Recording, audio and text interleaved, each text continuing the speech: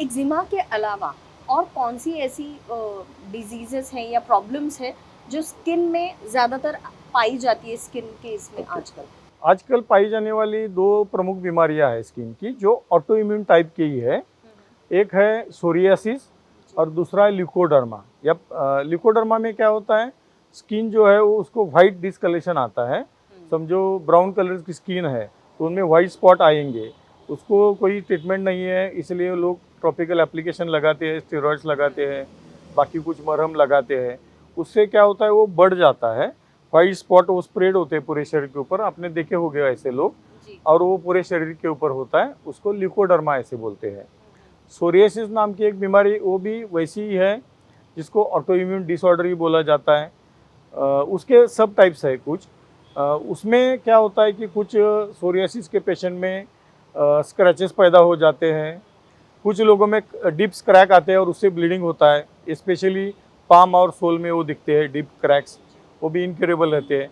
कुछ लोगों में शरीर के ऊपर सोरियाटिक आर्थराइटिस होता है, मतलब उनको आर्थराइटिस भी होता है। हड्डियों की बीमारी है ये, जॉइंट्स की, जॉइंट में स्वेलन सूजन आती है और स्किन के ऊपर सोरियाटिक स्पॉट्स दिखते हैं। वो ब्राउन ब्लैकिश या वाइट कलर के या चांदी जैसे कलर के दिखते हैं।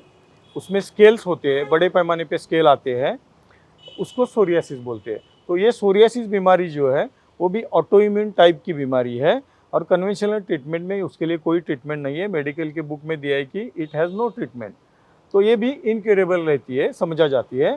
तो ये तीनों बीमारियां मॉडर्न होम्योपैथी के ट्रीटमेंट से ठीक हुई है। पिछले 28 साल से हम उसके ऊपर इलाज कर रहे हैं, 29 साल से।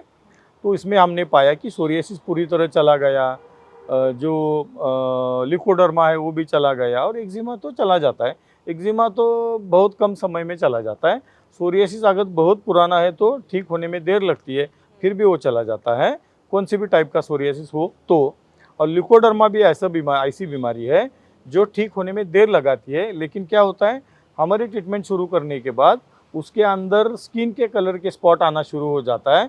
वो स्पॉट फिर बढ़ जाते हैं, जो डीमाइलिनेशन होता है वो रीमाइलिनेशन फिर होता है, और वो बीमारी पूरी तरह ठीक होती है।